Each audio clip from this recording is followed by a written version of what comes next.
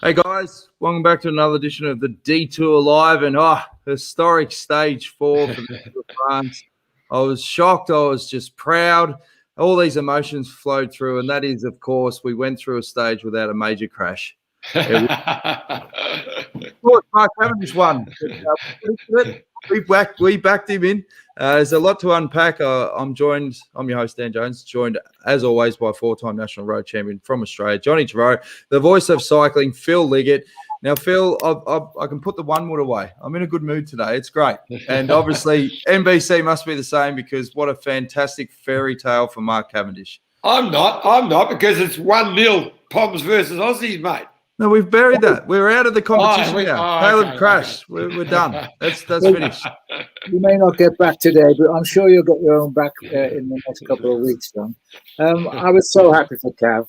I mean, I've said it before, but left out of the Tour controversially for the past 2 years.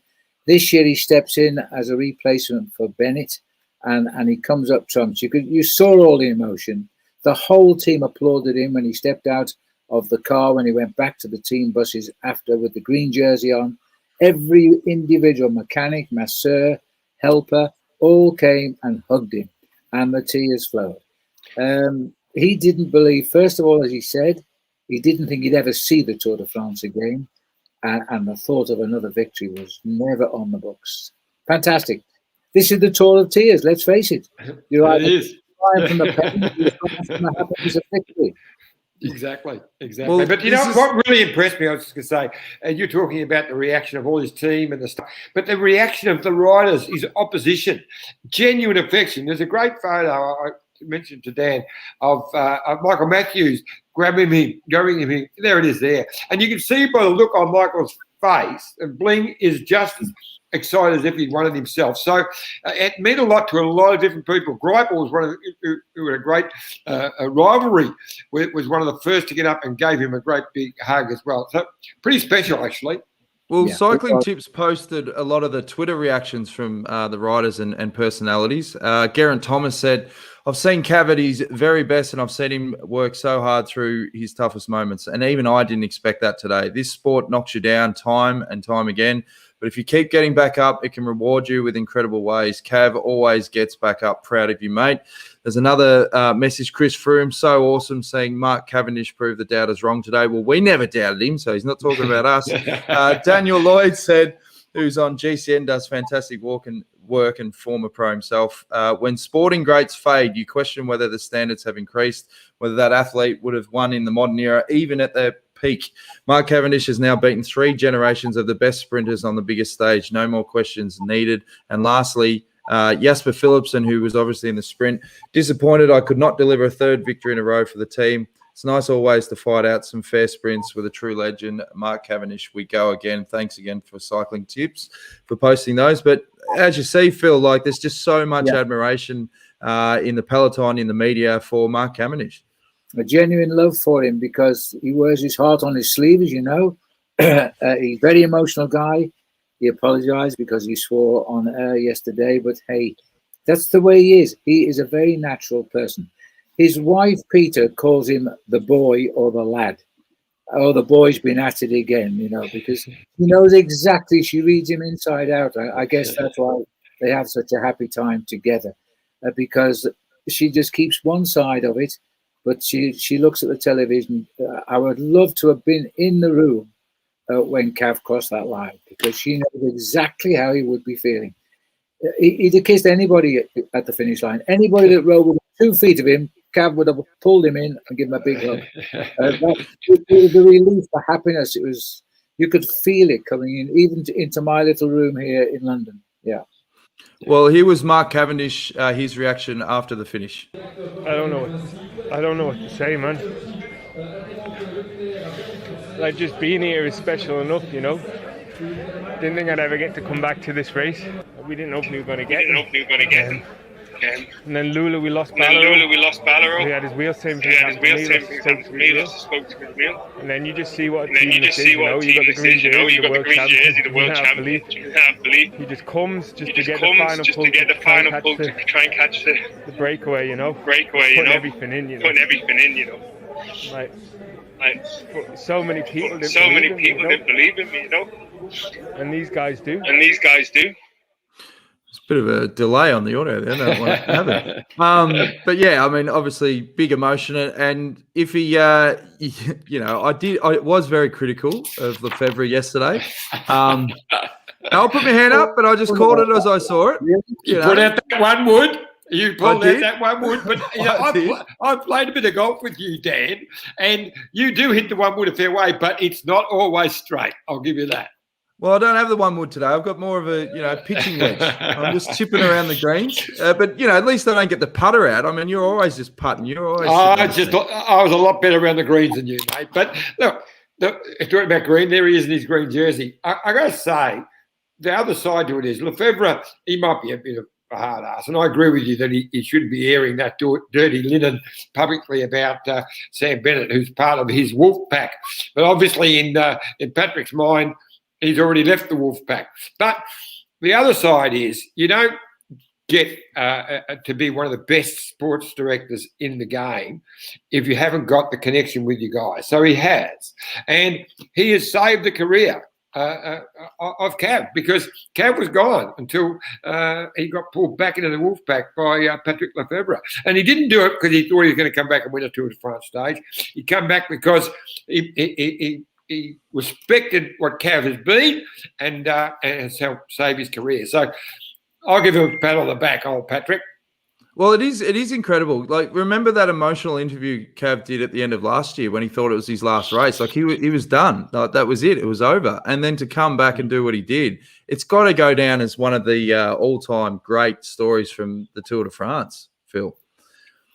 It has, and as you saw in his interview there was an awful long pause. You sort of reduced the edit there, but I thought he was never going to speak to the interviewer there. There was a long pause. He was trying to get the world of the last 3 years into the right order in his head before he said a word, because so much has happened. He fell out with the South African team he was a member of. He left them on poor terms, and then Lefebvre picks him up and takes him on board, tries him out a few times. He had a fantastic tour of Turkey. And the reason he's sprinting so well is because he's so happy again. Nothing a problem, no pressure. He came to the tour at the last minute, so he could never worry about it. He just got thrown in. And his first words were, "I'm back in the Tour de France. I'm happy. Whatever comes, comes." But he's sprinting so well. Okay, let's face it, without Caleb Ewan, it might have been a different result because Caleb was sprinting so well. But we never know that. You never look back. What happened yesterday to an icon of the Tour de France. He's got 31 stage wins. I saw a quote from Stuart O'Grady go through Twitter this morning. Stewie just congratulated him. He said, "To win 31 stages in the Tour de France, mate, is unbelievable." We're so happy. Certainly is. Yeah, and it'll be at least a couple more by the end of this tour, I reckon. So, but you said that about Caleb Ewan. Look at that poor old Caleb. You might be right. You might be right. He won't win today. Let's guarantee that one, John. He's not going to win today. Yeah. What was the reaction within NBC? Because I've been winding you up for a couple of days, saying they'd have all these packages ready to go. I mean, the American audiences must have been just ecstatic. They are because they love Cav. Everybody loves Cav, wherever you are in the world. We were hoping, of course, always for a little bit of an American input, but that'll come later. We got good riders. I say we are. I work for the Americans, yes. But Sepp Kuss, who's going to hopefully support Roglic when we get to the mountain. His days will come.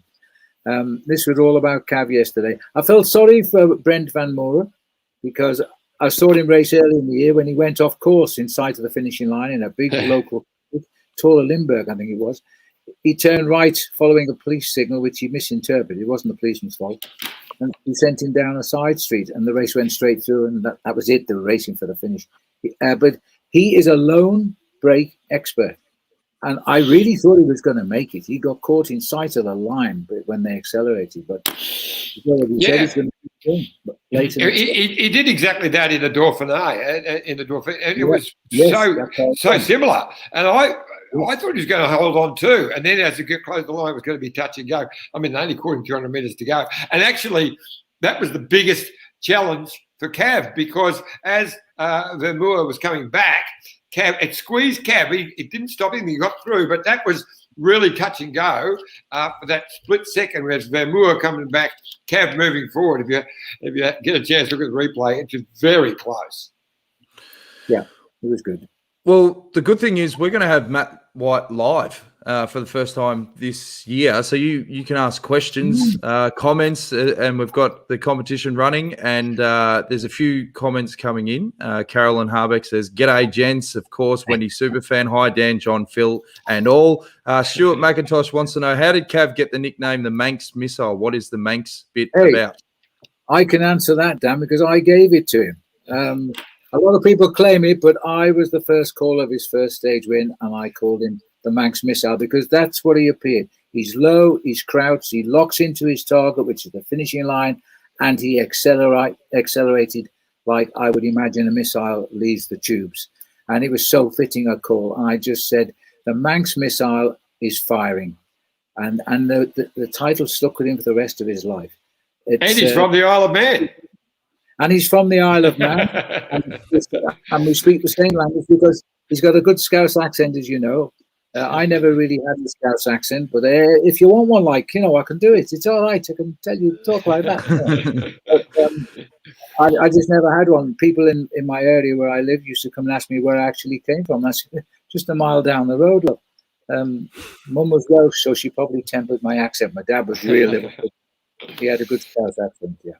But Manx Missile story, and I think Mark likes it too, and it's back. Well, if he starts making some merchandise, he should give you a clip, Phil. That's he can trademark that. Annette Miller says 40 years today since Phil Anderson became the first Australian to wear the yellow jersey. We were aware of that, and we've got some photos to recap. And obviously, a young Phil Anderson. That was another iconic moment, being the first Australian to do so. There's Phil there with Bernard Eno.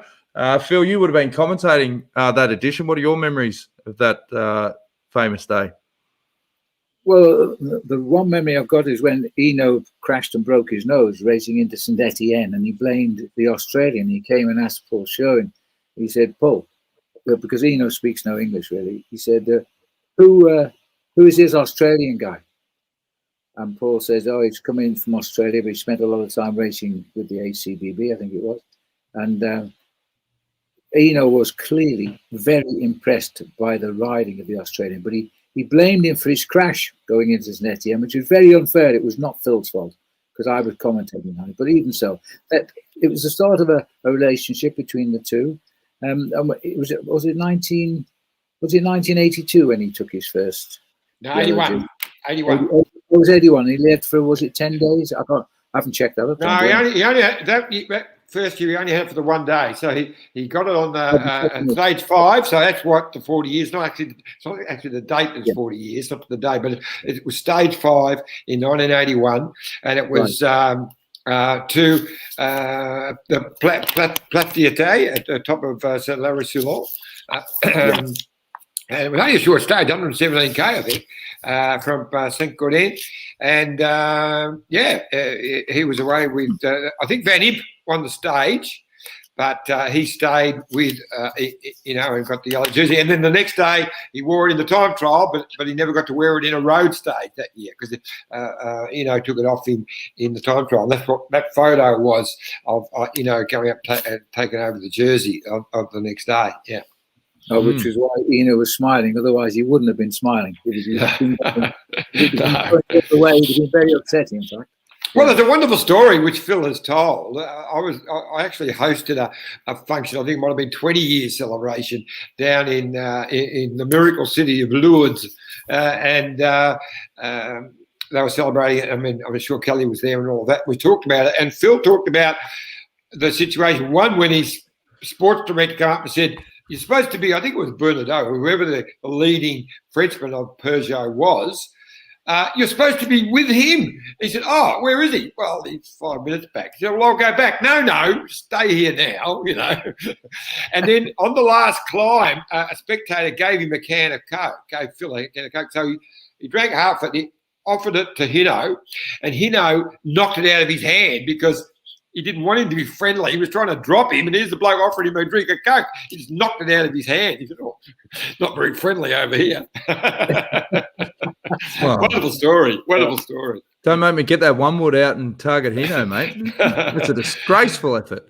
Well, Hino hit me with the one wood one time, or close up too. Well, a lump of wood hit me over the head with it, but that's another story. Well, Hino's a scary dude. Remember that guy tried to get on the podium once, and he spear tackled him, and then he can go. Old Bernard. You don't want to mess with him. Free Ranger wants to know, obvious question, can Cav surpass the great Merckx's record of 35 Tour de France stage wins? Now, John, you're not someone to overly talk things up, particularly around stage wins. Do you reckon you can do it? Well, it's only 34 he's got to get. 35 he will go in front, but he's only got to equal the record. That'll be fine if he equals the record. You can do it? Three more. Yeah, bloody oath you can. Yeah. There you go. If he gets 34, Dan, yes, he equals the record in stage numbers, but Merckx will be the number one on count back.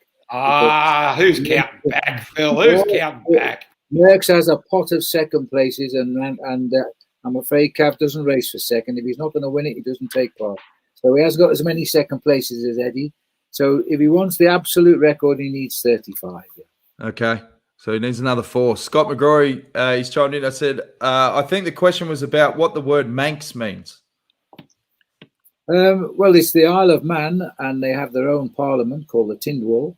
It's a small island, about 100 kilometres offshore of Liverpool, if you like. It's nearer to Scotland, in fact, and an island. But it's in the old days when I used to go to the Isle of Man to race there, it was a 4-hour boat crossing, and we always had to work out how we got on the boat without paying.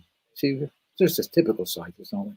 But we just call the Manx Men. We have the Manx wheel, which is on the island. It's a magnificent. If this island was in the weather of like Sicily or Corsica, it'd be full of tourists. But it's usually raining, and it's got the high mountain in the middle to make all right.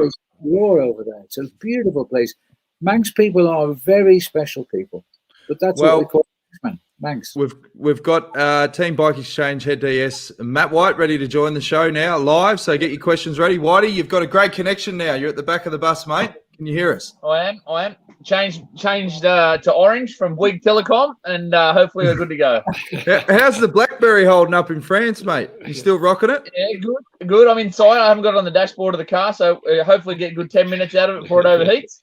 Yeah, good stuff, mate. Obviously, we've spent the first 15 minutes talking about Mark Cavendish.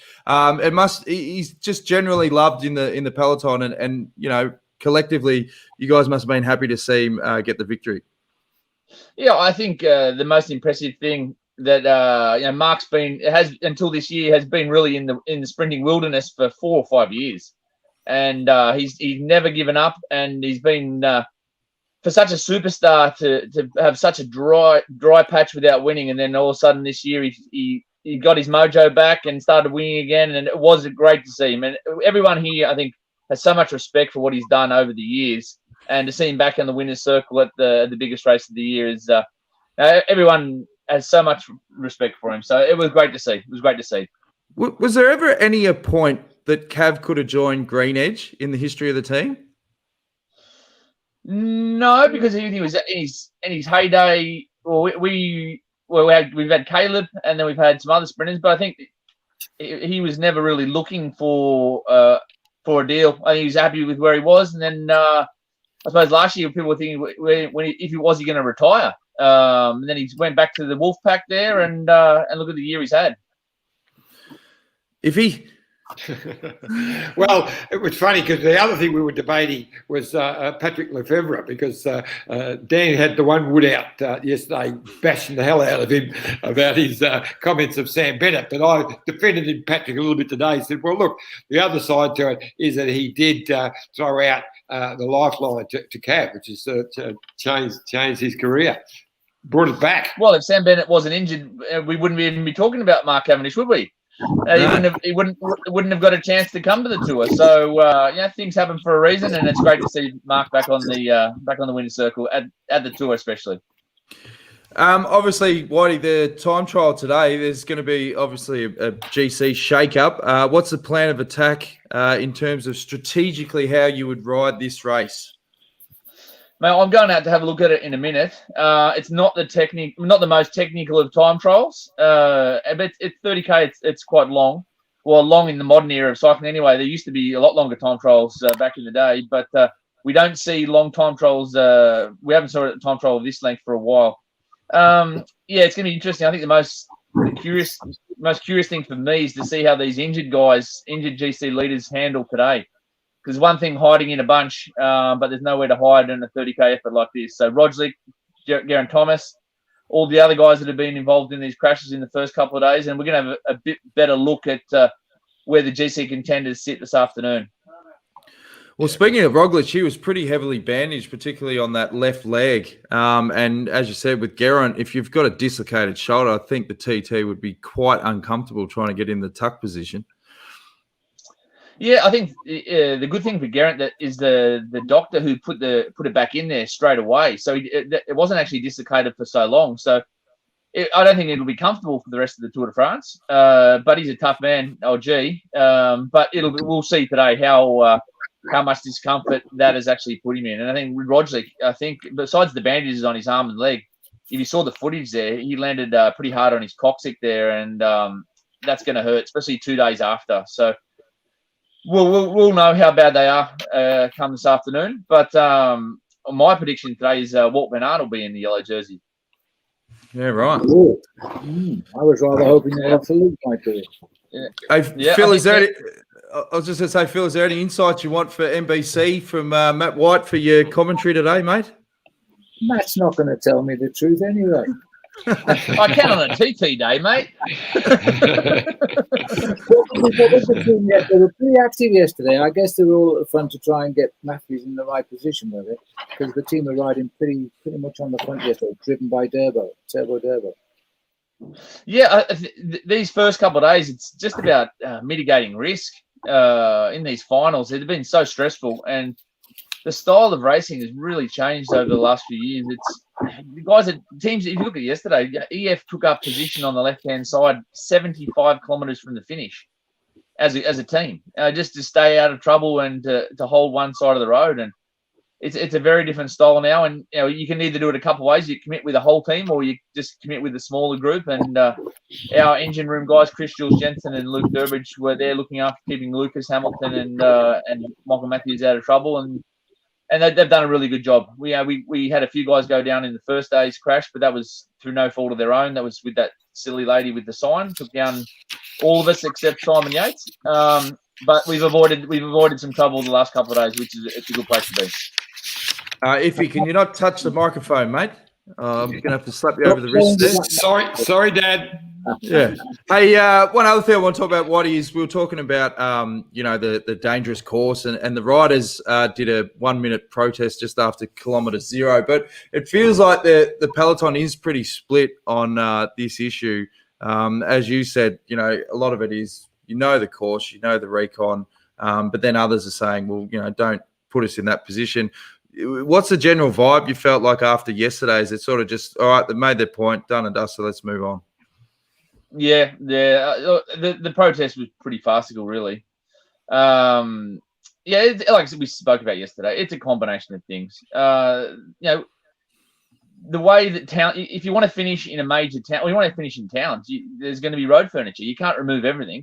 But I think the speed and the nerves in this first week, the Tour de France, the first week's always been nervous, but it's been certainly amplified over the last couple of years. And then with the equipment these guys are riding, and like we spoke about too, at the end of the day, if you've got respect for your rivals, well then, what I hear in the bus, the boys talking about stuff that happens in the bunch and just the general lack of respect between each other. So at the end of the day, sometimes it's through no fault of their own. But I think definitely the rules need to be looked at because the sport has changed. So I think the rules can also be adapted with time. And I understand what from the organisers side of things and organisers from television, but and safety. So there could definitely be a compromise. Iffy? It's funny that I noticed one spot was about inside the last 10 kilometres. So you've got, riders all across the road, teams taking, and on the left, FDJ had the whole team in line with their first rider equal, with about 10 of them across the road. And their last rider, Demar, was actually too far back. He was actually getting crowded. Even though he was on the line of his riders, there was that many bike riders in that area. It was almost too far back. And it was on the end of his own train. So it's just staggering how it's going. Yeah, no, it is. It is. But look, things will settle down. Things will settle down. And after today, we'll have a pretty solidified GC. But yeah, it's the first week of the tour. The nerves, the sprint stages, it is what it is. Well, one thing that does make me nervous is that last motorbike cameraman in the sprints. Like, you've seen riders come through the apex of that corner and almost be right up the back of it. It just needs to be more distance. I mean, there's zoom on cameras for a reason. It's too close. Yeah, no, and then they swing off at the last minute. It's like they don't need to do that. No. There is. I think there's too many motorbikes in the way of the guys. And I agree. There's different shots you can get, and they do look great. Those head-on shots, but also when the cameras do get in front of the bunch at certain times, they're having a direct effect on the race as well. So, no, I think there's anyone who's been to the tour, the amount of photographers and television cameras on this race is a lot more than any other as well. And I think they do need to be cleared out, especially in those finals, especially when, at the end of the day, these guys can get around corners much faster than a motorbike, especially in the wet, when you actually got two people on them. So, yeah, I think there's some things that need to be looked at, definitely. Mate, if they're looking for a camera angle, Arnold Schwarzenegger summed it up. Get to the chopper. Just go to the chopper. That's it. It's easy. It gives a different view, yeah. That's only because Arnold's too small, and they have to shoot from the road upwards to make him look more than his 4 foot nothing that he really is in real life. So yeah, that's it. When he's filmed on television, you never see a shot that shows his size. He's a very small man. There you go. I tell you, another small man who's going okay is Bahani. The day before, second yesterday, and I noticed he's actually being a little bit more gentle than he used to be. Maybe he's a bit nervous, but I watched about 200 to go. Normally he would just dive through. He actually let someone through and follow the wheel. I thought, well, maybe he's settled down in his old age. Yeah, he knows he's got the microscope on him, and if he steps out of line, he'll be getting the first plane to get home, I reckon. So yeah, he's definitely taking a step back for some of the sprints we've seen from him this year. With the time trial today, hey, the Joker, how's it going? How are you, mate? What's going on? Oh, not much. Just getting ready for the time trial. Hey, I want to ask you, Chris, how are you going? How are you going with the COVID restrictions, not being able to scab food and coffee cups from the fans? Well, I'm getting through. I was pretty polite in the Giro. I asked the hotel if I could buy one. They gave me it. Otherwise, I'm just leaning up, making the most of it. Getting pretty skinny. Can't eat much from the fans. And what are you doing back-to-back bloody Grand Tours, mate? You're trying to go for some sort of record. All right, you can't keep the best down, eh? The engine room needs me. Hey, how you feeling, mate? You had a bit of a touchdown the other day. How are you feeling now, bud? Well, I'm good. We had a bit of a sketchy start with some of the crashes, but if anyone's to handle a crash like that, it's Gondal the Great. So Ammon's he'll be fit for fight soon enough, and I think things taken into account, we've been pretty lucky actually. So make the most of this semi-rest day, and then jog on tomorrow. And how do you rate your chances finally in the TT, mate?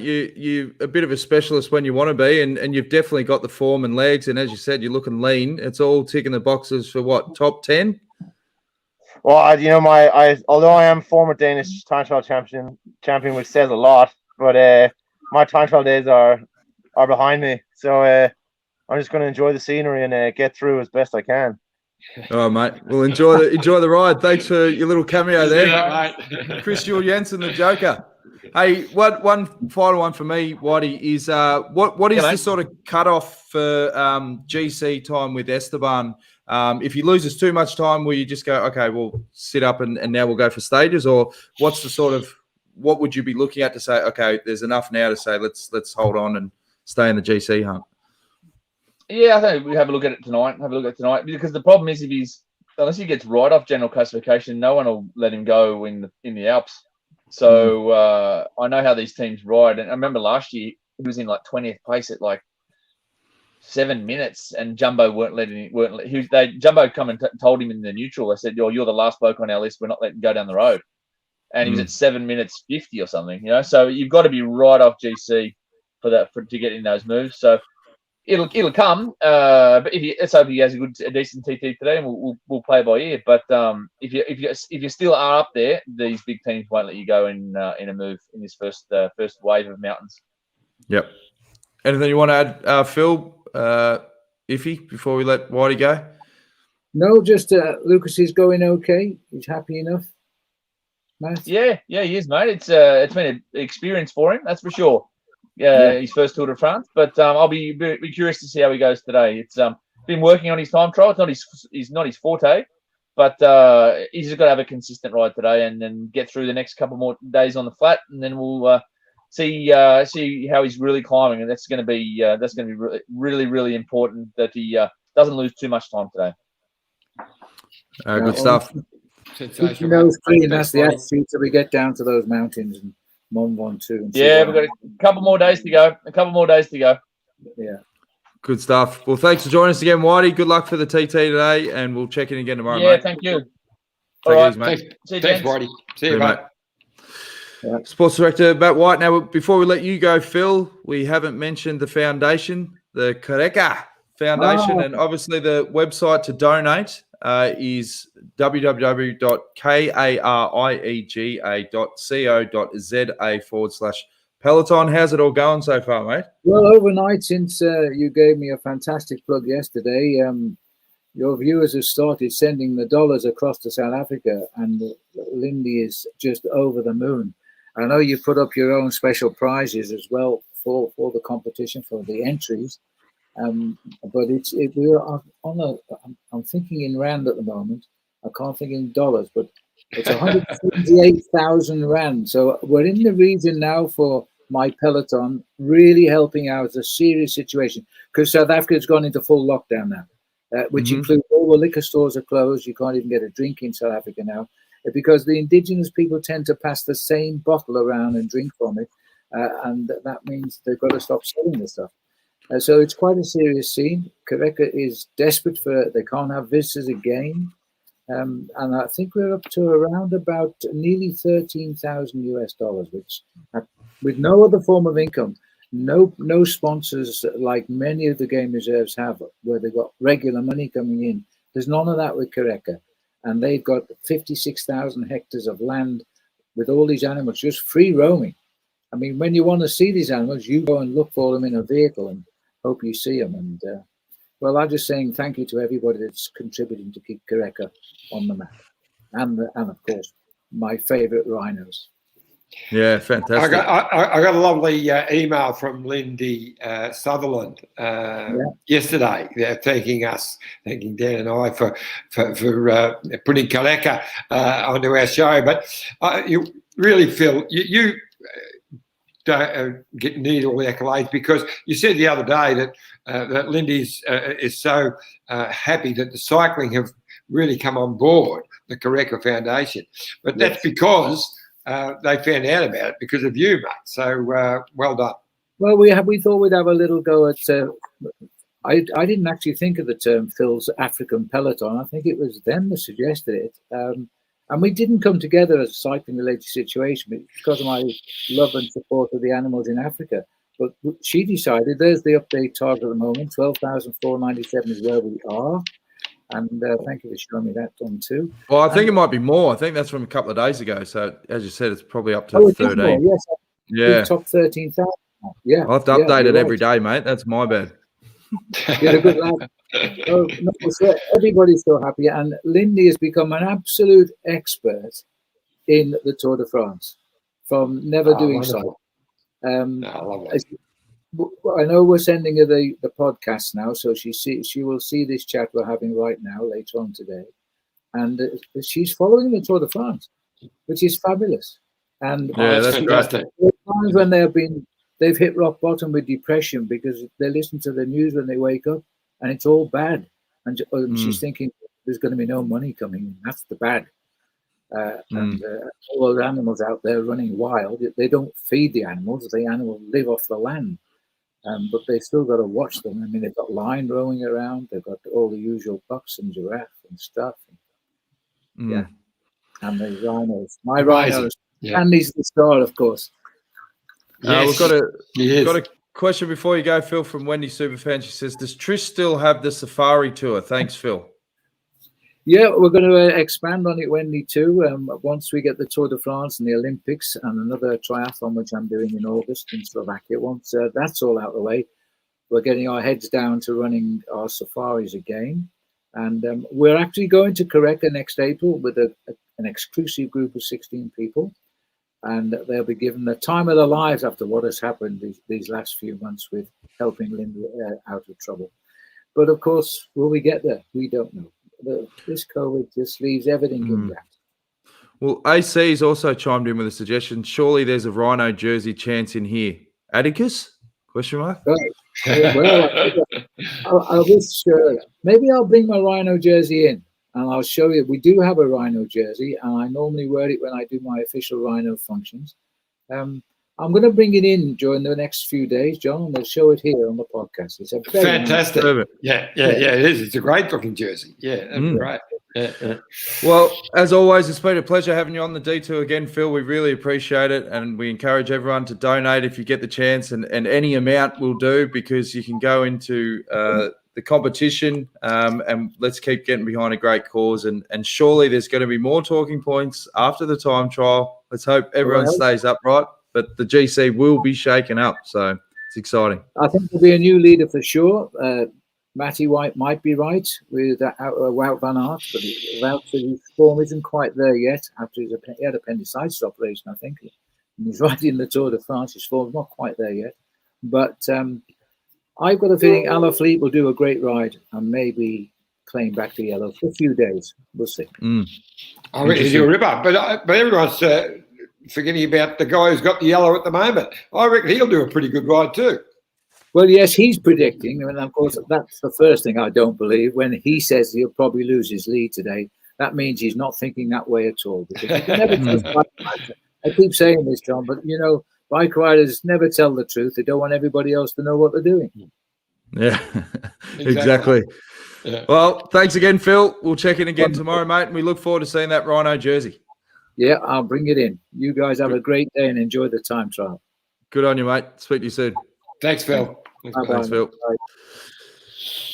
Phil Liggett, the voice of cycling. What an absolute pleasure having him on the show every day. Now, one thing we have to mention as well, Iffy is the Let's Go Motorhomes competition before we go to the block of ads. Best question gets $500 Let's Go Motorhome voucher, John. Yes, so Andrew, the manager there, has been fantastic. So not only that, he's got also, that's each week. So there's three chances to win that voucher. So the best question each week. So need a bit of work on some of those questions, guys. Stop just saying hi and ask them. Get your one word out. Get the one word out. Exactly. That's what we want to see. Yeah. But yeah, look, we all know how great Let's Go Motorhomes are. And so not only that, they've offered another $500 voucher to whoever raises the most for the Koreka Foundation. Well, before we go to the ad break, we're going to be joined, hopefully in about 4 minutes, Iffy, with Mark Renshaw. At one point there, he was regarded, or he still is, one of the world's best ever lead-out men, and that was a famous photo on the Champs-Élysées. I think that was 2009, was it?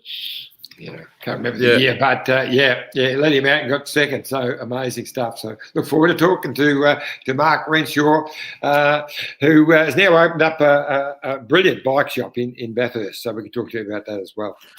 All right, well, here's a quick word from our great sponsors, Let's Go Motorhomes and Bike Exchange. The Let's Go Motorhomes app has everything at the tip of your finger, from car parks to campgrounds, tips and tricks. The app makes your road trip smoother. This is the way to go. Download the Let's Go Motorhomes app today. Look at this bike. You think it's just a bike, right? But it's not. It's a bike 374 people are looking at. This guy, this girl, them, all looking at it. People from here, there, and wherever this is. People that are looking for a bike. Or just a piece of it.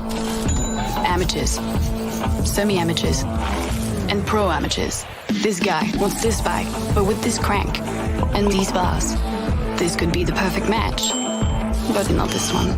This girl has a bike to sell, and thousands of people might purchase it. Eyes on Bikes help grow small businesses. His, hers, yours, and the latest data and insights help those businesses keep moving. We are the world's #1 bike marketplace, with over 500,000 products and 900 brands, where buyers and sellers are brought together in a place where a bike is never just a bike. Bike Exchange, where the world buys, sells, learns, and rides. Thanks again to our great mates at Let's Go Motorhomes and Bike Exchange. Now, John, did you send Mark the link to the shop? I'm doing it as we speak. Oh, you're I didn't realise you hadn't sent it to him. So I said in that email, John, send the link on to Mark. Oh, well, there you go. I don't listen to anything you say. You know that. Well, now we're going to have to fill it for 5 minutes. What do you want to talk about, John? Let me just get the copy done. Let me do this. You talk for a second while I send him his. Oh, well, I'm unprepared here, folks. Obviously, we're going to be talking to Mark Renshaw, hopefully. And, yeah, fantastic memories he's going to have with Cavendish over the years. They had a great relationship. I'm just going to burn all the photos that I've got loaded up. There you can see Renshaw and Cav at the finale. And then that must have been the year that Mark was rubbed out of the race with the headbutt incident with Julian Dean. And that was a bit controversial at the time because a lot of people thought, well, he'll probably get relegated or might be fined, but to have him booted off the race was very, very extreme. And I think we've run a video, I don't have it loaded up, but when Cavendish was told that Renshaw was eliminated from the race and just the shock, and then when Cav went over to the commissaire to try to plead his case, and he's just like, no, he's off. But yeah, I mean, and the good thing is, like, we can get insights from Mark just around the mindset of Cav, because it definitely opens up, we said earlier with some of the comments from the riders, just how tough mentally Mark Cavendish is to go 5 years between wins at the Tour. And as he said, he didn't think he'd be racing the Tour again to get to that form, because, he's beaten the best of the best in the sprints. But another thing you were saying earlier off air, John, is you must really feel for Caleb Ewan as well during this period, given that, I mean, we're never going to know, but there's an opportunity there, not just to win a handful of stages, but green jersey, something that he's never won before. I was speaking to his manager, Jason Backer, today, who was very upset, of course. And he also is the manager of Jack Haig, so double whammy the other day. But he said, I can't believe how he was just going in for this operation on his shoulder. That's done and dusted. He's already passed that. He's excited about heading down to the Vuelta. He said it's all focused on all about that. He's fine. Amazing, really. Mark Renshaw joins us now. Mark, welcome back to the Detour, mate. And nice backdrop. Renshaw's, is it Pedal Project, the shop? It is. It's Pedal Project, but look at the bling behind me. So I can tell you, there's a couple of World Championships jerseys there. We got look. I don't want to take your time up, but we got it's great. We got Cavendish, Kwiatkowski, Bettini, Torhushoff, Mario Cipollini. We got Greg LeMond's Junior World Champion jersey there. Who have I missed? And Cerrone. Cerrone actually is the last one. You're gonna have to adjust the eBay price on that Cavendish jersey now, mate. With 31 victories in the Tour, you must have been ecstatic seeing your old sparring partner get up for a memorable victory. No, look, I'm really happy for him because, we had a couple of rough seasons there towards the end of our career. So I'm pretty proud of him to fight back. It shows the drive that he has. And, he's just that driven guy. He knew he had another stage win in him. Deep down, he would have believed in himself. His family got right behind him. And he's found his way back to Quickstep with, Patrick Lefebvre, who has shown confidence in him. And look, I'm just wrapped for him. It's so good. He sprinted across 3 generations of sprinters. He started with Pataki and McEwen, and he was in with Kittel, and now he's Demar and Ewan. So it's really impressive, and I'm really happy for him that he's got back on the top step. Have you managed to send him a tweet or a message today? I haven't spoken with him since his victory, but I spent 20 odd minutes with him on the phone, 15, 20 minutes just chatting the evening before the stage. So it was quite late there. It was about 11 o'clock. And I could still hear him up, with his roommate, and gave me a call. And we discussed that the stage was the stage that we won back in 2015. It was our first win in the Tour that year. I think it was his only win that year as well. We had massive pressure. We were at Quickstep, and it just took a little bit to come together. So we both knew to finish well. So it was great. Now, I've got a quick question for you. I don't know if you saw last night's podcast, but Dan Jones got the one wood out. And he's still going on about this. Really hit it on poor old Patrick Lefebvre, because he's really dark on Patrick bagging Sam Bennett, saying things that he feels should be dirty laundry that should be kept in-house. So, but you raced under Patrick Lefebvre. How did you find the guy? Yeah, look, he's a straight shooter. He's Belgium. He's got the most experience out of any World Tour team. He's managed teams for a long time. And look, I had a great relationship with him. But in saying that, he has his riders back until he's super critical at the same time. He has their back. And I took a lot of lessons from a leader like that, and that's I've used them to this day. Even though in a cycling retail business, I use some of his mottos and the way that he led a team. Some people don't like it.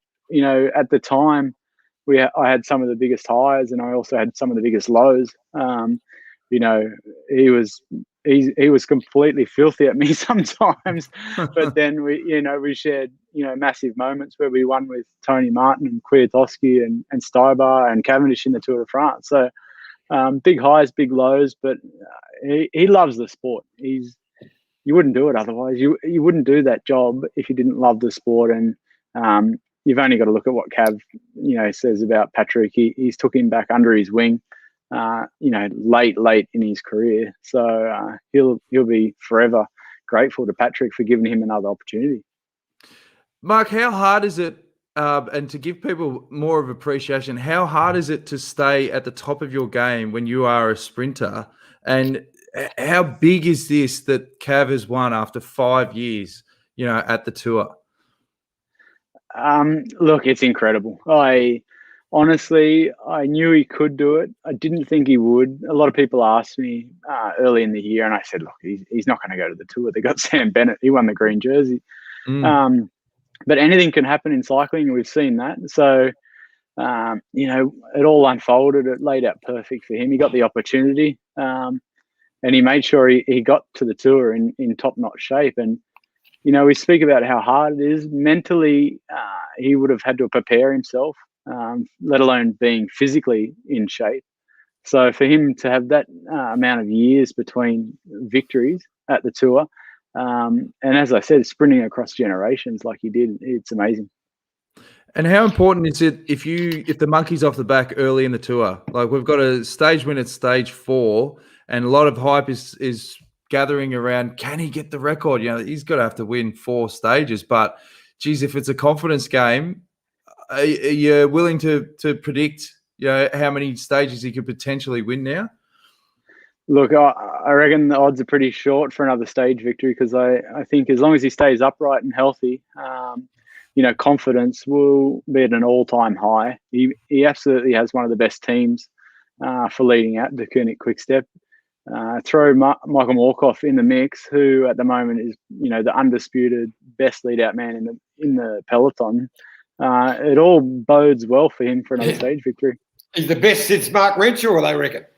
No, that's a big call, John. A big call. Look, he's very classy, and he does really well. He reads the races perfectly. I did a 5-minute breakdown of Cav's win today, and just the way he moves and the speed he moves at the right time, taking it easy other times. And he's always in the best position. And look, he's worked with multiple sprinters, like I did in my career, starting with Hushoff and working with, Matt Goss, Edvald Bosenhagen, as well as Cav. And Michael Morkoff's shown, that he can be versatile and do that across many riders. How important was it? I know Morkov's also got that track background, which is the same as you. How important do you reckon that is in what you do as a lead-out man? Yeah, I think it's pretty important. I think on the track you learn to lay off a wheel, pick the right time, when to go, the right side of the wheel. It gives you a lot of fundamentals on leading out. So I think it's not necessary to be a track rider, but it definitely helps, especially coming up through the junior ranks. And he's great in the Madison points race. He's got a great turn of speed, so he's got that short, powerful effort to move up when he needs to. And the most important thing is reading the race. Now, mate, obviously on a different topic, how's the bike shop going? We're a bit uncertain with lockdowns and so forth. How's it affecting you guys at the moment? Yeah, look, bikes are always hard to get since COVID rolled around. It's always been difficult to get stock. But last year, mid-year, I took a big gamble and just started, where we'd order 3, I'd order 13. And just, just started ordering up all this stock. So at the moment, it's all piling up out the back of the shop, and we're looking to sell it all. But in the same vote, we had a couple of quieter weeks as we were in the depth of winter there. But now that, we've got some new lockdowns, things are picking back up, and we're starting to see some, very impulse buys with, lockdown looming here in New South Wales.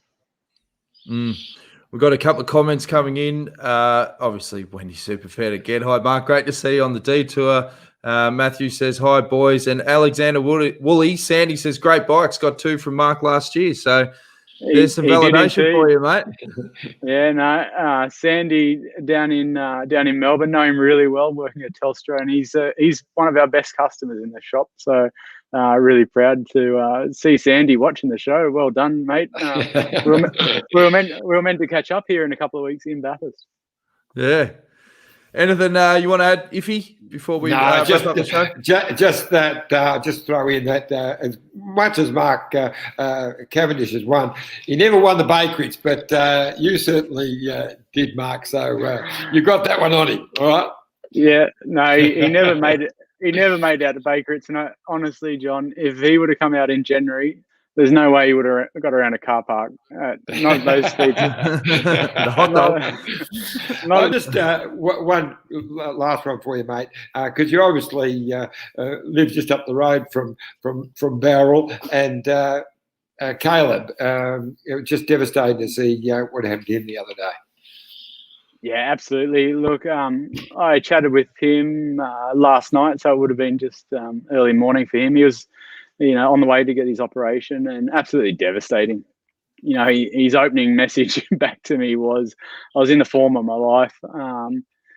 And you just don't have those moments too often in your career when everything's right, and then to lose it on the first sprint stage, not even get the chance to, really lay it down and do a sprint. So feeling for him, but he'll bounce back. He's a classy rider. He's still pretty young, but I'm devastated for him, because it would have been a great opportunity to, go for multiple stage wins. Green jersey. It's all these things that are, he's going to have to sit at home and watch. And I started 10 tours. I never finished 10, but there'll be a lot of moments he'll be hurting in the next 3 weeks. Yeah. We've just got 2 viewer questions before we let you go, mate. Taylor Jones says, seeing Cav back on top would have had to have given you some itchy feet, Mark. And then he said, trust Iffy to weave the bakeries in this. Look, I won't lie to you. There was moments over the last few days where I thought, God, I could have just maybe wrung out another season or 2.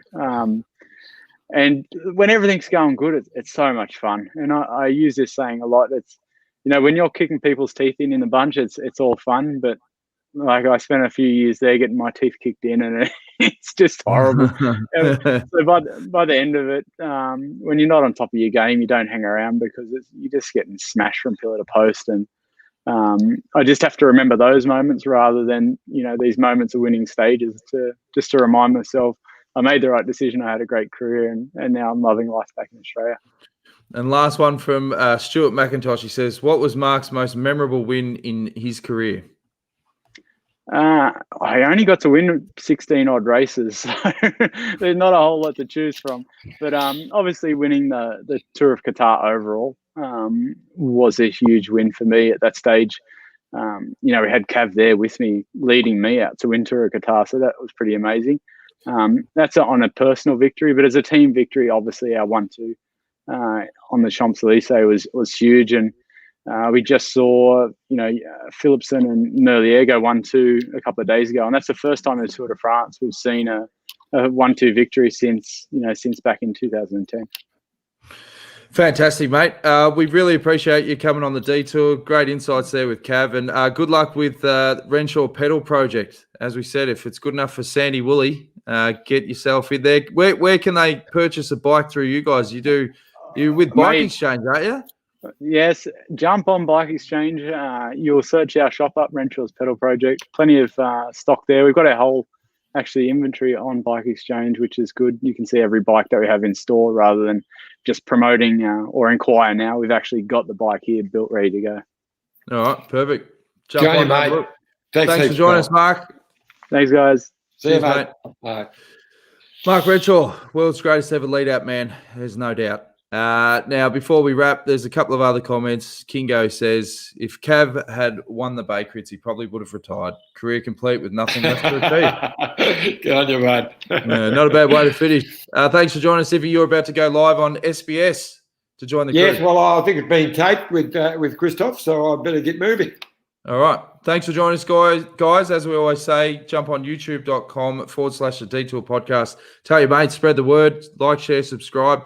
And we'll see you again tomorrow with Phil Liggett, Matt White, and we'll dissect all the action from the individual time trial. See you then.